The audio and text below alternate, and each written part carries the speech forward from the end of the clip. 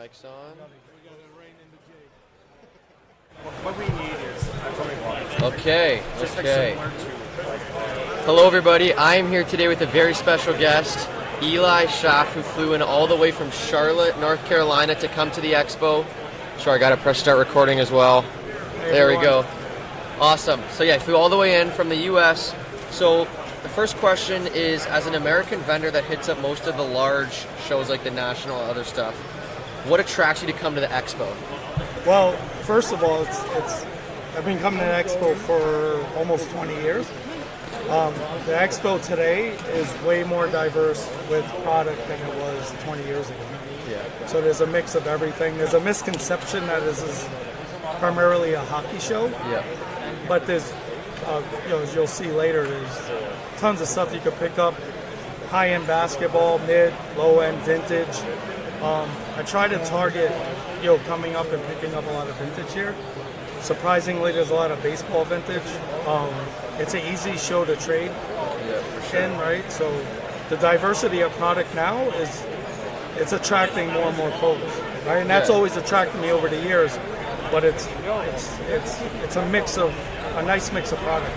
Yeah, and I think that's good too. As this show continues to grow and more people from the U.S. come in, because I know even with like the social media influencers that are here, a lot of them have told me that they thought it was just a hockey show. And like you said, it used to be a hockey show, but it is so much different now in terms of the amount of other sports. So I'm glad that you think that way as well.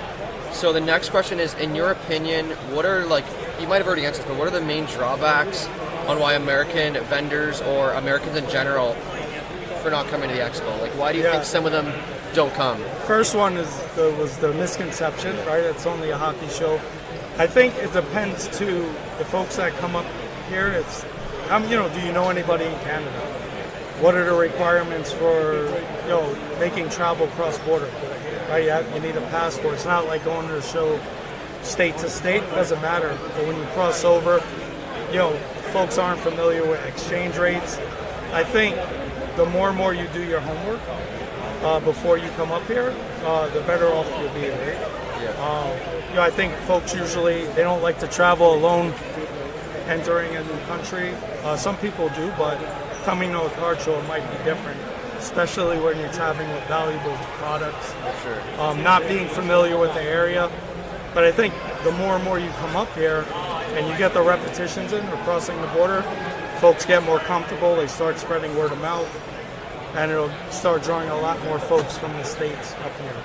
And obviously you said that you attend a lot of these U.S. shows, so what is the main thing other than, I guess there's still a lot of hockey here, but other than hockey, what are like the differences and similarities that you see between the U.S. big shows and the expo? I'll start with the similarities. Like I said, the diversity is there. The good thing about this show too, it's not just high end. There's a mix of product for everyone, right? You got folks that want to complete a set, buy a $2 card. There's a nice mix of value bins here.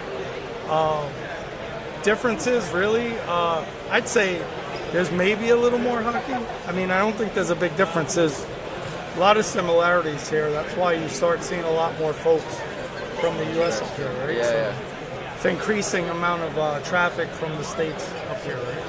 So if you were to speak to the Americans here that might be watching this, what would you say to them on why you chose to come to this expo and your experiences and why they should also come? It's a mix, right? So over the years, I've been fortunate to make a lot of friends. I've known Carlos at Sluggers for almost 22 years, right? So I had the opportunity to set up here.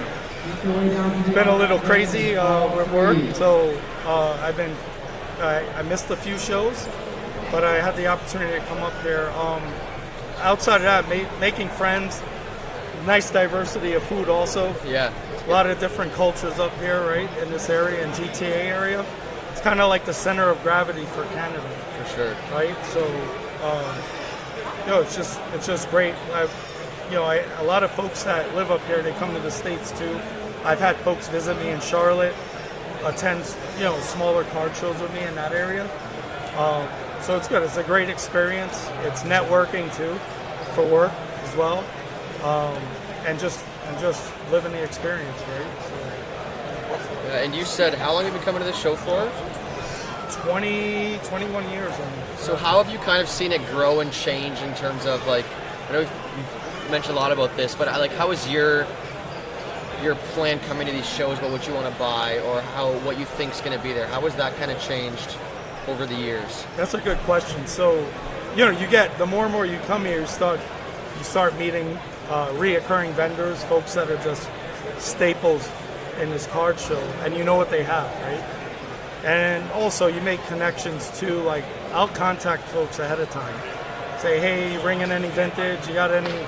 I was able to, give like a short little list of like, this is what I'm looking for, and then you get folks responding like, yeah, I have like a mid-grade Reggie Jackson rookie, right, or something like that.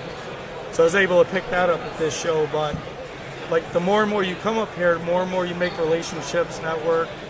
The more you increase the flow of communication, folks up here, and you stay in contact, the better it is. You have like kind of a pregame. You know your budget, you know what you're looking for, and if they have it or not, you know exactly what to bring up here, which is good. And I think this hobby is definitely very like relationship based. Having those relationships can lead to massive success for people at these shows. Like you said, having a game plan. I think for these big shows, it can be intimidating for a lot of people that are new. Yep. You walk into this massive room with tens of thousands of people, and you're like, oh my goodness, where am I going to start? And I think it's the great thing having connections is you know that there's cards. Let's say everybody obviously has a different budget with what they want to spend. Not everybody wants to buy the $10,000 cards. So I think these shows and having those connections can allow people from all different spaces to come here and buy at different price points and just be comfortable and just enjoy the hobby and just all get along. You know what I mean? Yeah, it is too. And folks, transparently, the exchange rate is amazing. Yeah. Right. So when you talk about influx and increasing the footprint from folks coming from the U.S., the exchange rate makes a difference too. Right. It's a lot more favorable. I've been to these shows where it was even at par. Yeah. Right. So it's ebb and flows. Right. So you get a benefit up north. We get a benefit now, but right now it's a huge benefit for folks at U.S. currency. I come up with a mix depending on what I have and what I go home with. But that's one of the drivers of coming to the show too. For sure. And Eli did bring some amazing cards today, so we're going to show you guys some of the cards. So why don't you start off with the baseball, and while you're saying it, kind of run us through why you picked up these cards and how your game plan is over these shows like we said before. And yeah, just go one by one or show the ones and tell people why you maybe love the player, why you wanted that card. Yeah, so when you look at it, I like collecting key rookies, just two, right? It's some of them I collect and some of them I might, it's like a chess game, right? I might be making a future deal where I might be picking it up with somebody. Most of these are for my collection, right? So you think about it, like Reggie Jackson, I'm originally from Queens, New York, Yankee fan. This is Mr. October, right? Yeah, for sure. This is his rookie, had a lot of success, great career, 500 plus home runs. So it's a great rookie to have. George Brett, another key rookie, 1975 set. The big cards are like Brett, Robin Yount. Yeah. So pretty much before you go to the next card, your game plan is buying those GOATs, those Hall of Famers. So you're not really a prospecting guy. You're more of the solidified guys. Yeah. So like the Bowman Chrome stuff, a lot of up here, and there's a nice population of Bowman Chrome cards on the show. Yeah. It's tough if you have the time to keep up. It depends on what your flavor is, what you like. When you got Hall of Famers and you're collecting them, they're already established, right? The stats are already there, the rings are already there, so they're easier to collect for me. The prospects, right? You're one of those prospects pop. You could be really profitable. You could have a big card on there. I like kind of like Steady Eddie. It's not a race. It's a marathon for me. So I like picking these up little by little. For sure. Over time. So. And keep running through the cards and tell them why. Johnny Bench, just key player, one of the best catchers in baseball, right? This is not a lot of folks like unlicensed product, but you're talking about 8 player autographs with Mario Lemieux, Yager, Sakic, Hull, Lindros, Fedorov. Like this is, for the price point, I think I picked this up for a few $100. Wow. Right, but it's leaf, but it depends on what your flavor is. Yeah, what you like. and before we move into these ones, so tell me a little bit about how this collecting journey started for you. Was as a kid? Did you watch these players? Like, how did you kind of start, and then when did you kind of fall in love with the hobby? Yeah, I was 8. My aunt, she collected.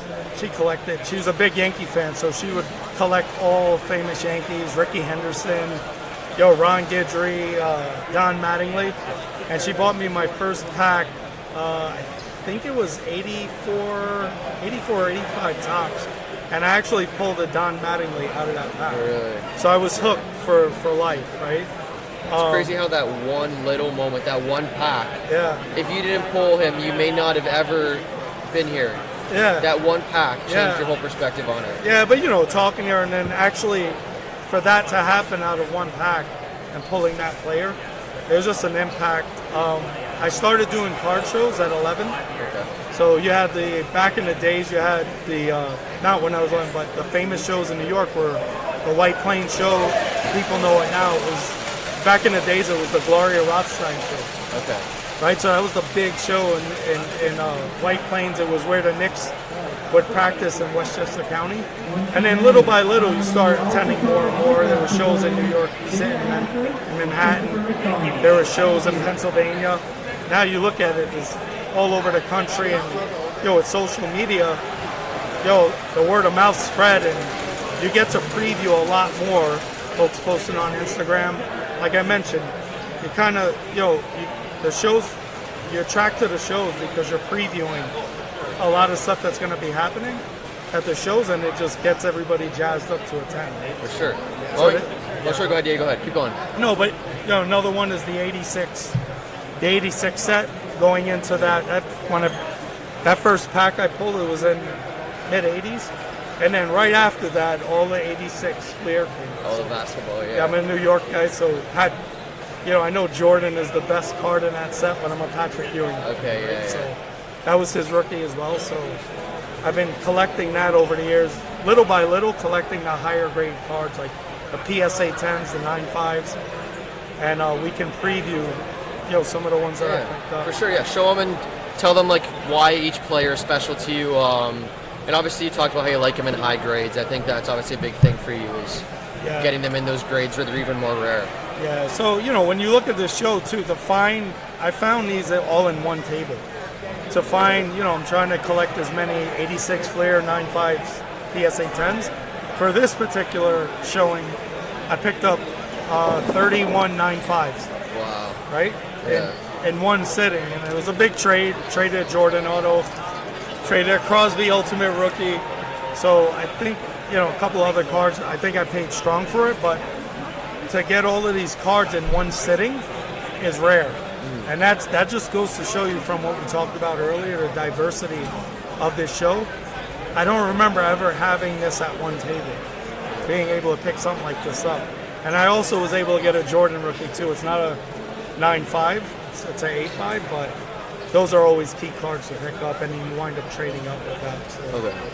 we can show it if you want. Yeah. Show the all like the ones. Obviously, he picked out when he came here. He showed me all of them, and we kind of picked out. He mainly picked out the ones that really are like the Hall of Famers or the best players. So, kind of run us through the cards. Tell us about the players, if you grew up watching them, what you thought of them, all that stuff. Yeah, the GOAT, obviously Jordan, right?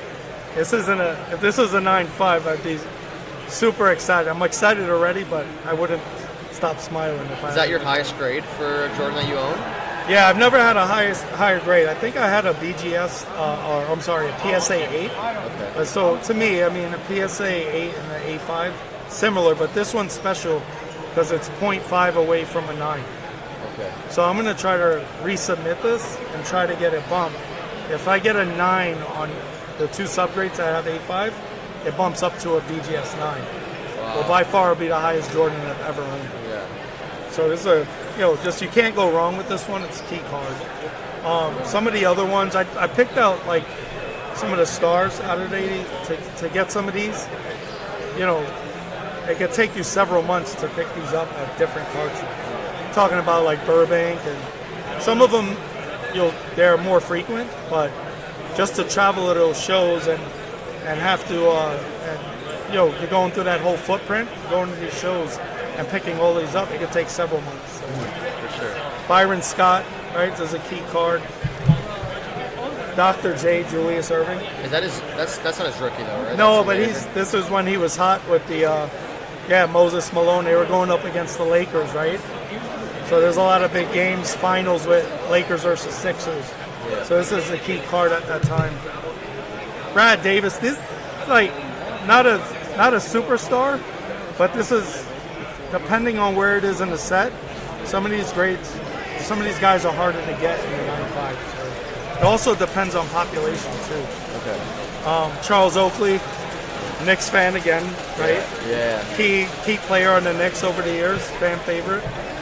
Sam Perkins, great player, played with the Lakers, but big college star, right? With Tar Heels, played with Jordan. Charles Barkley, right? One of the GOATs, right? From a forward position. And Larry Legend, Larry Bird.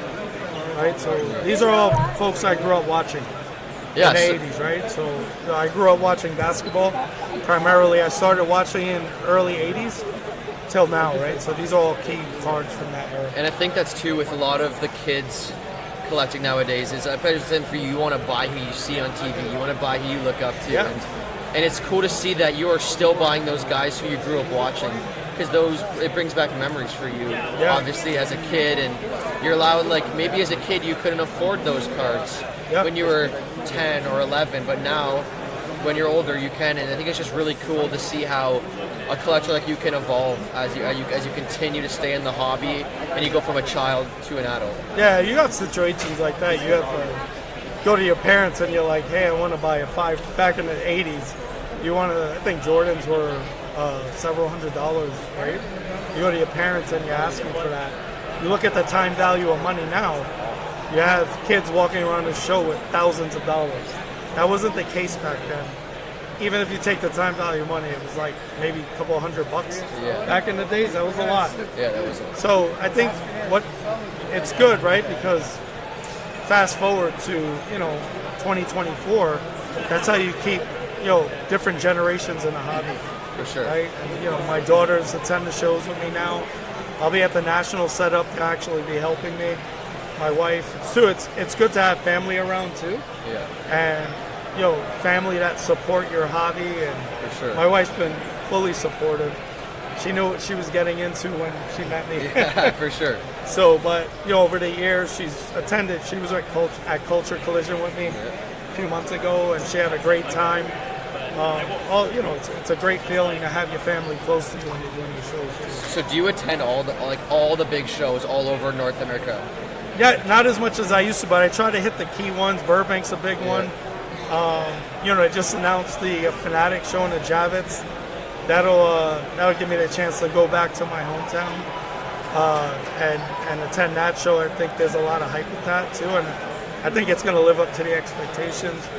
I try to get to the frequent ones. Culture Collision's pretty big. That's a 3.5 hour drive for me from Charlotte. Yep. Right? So folks that don't know that demographic. And little shows too. I try to attend. I have a career too, right? So it's a lot of work that goes into that. So I try to have my work-life balance too. But the main shows. I mentioned a few national, obviously. To me, this is the Canadian version of the National, right? This, to me, is the second biggest show, right, from my experience. With the tables, vendors, the amount of product that's available, and the show is amazing. Yeah. So real quick before we wrap this up, where can people find you if they want to contact you about making a deal at a sports card show? So, do you have an Instagram? Do you have social media? Yeah, I'm on Instagram. It's New Rock Sports, all one word. You'll have a big picture of 1934 Yankees autographed baseball, so it's hard to miss. But I'm always open to deals, buying, selling, trading. I love trading, so I'm always open to offers. But if somebody wants to follow me, it's great. Even if you have questions about grading, the hobby, anything, I'm always open, especially for new collectors that kind of new to the industry and I always want to make sure I was that person years ago. So you got to take that into perspective. You want to make sure that you're available, asking questions or answering questions that are asked. Right? Anyways, we really appreciate you, Eli, coming on. Obviously, you shared, and it really shows that you really love the hobby. I think you're definitely very passionate, and it's good that you mentioned how your family feels supportive. I think that's a very big thing. Having that support, especially for you traveling to all these shows and being so successful. So we really do appreciate you coming on here, and yeah, I hope you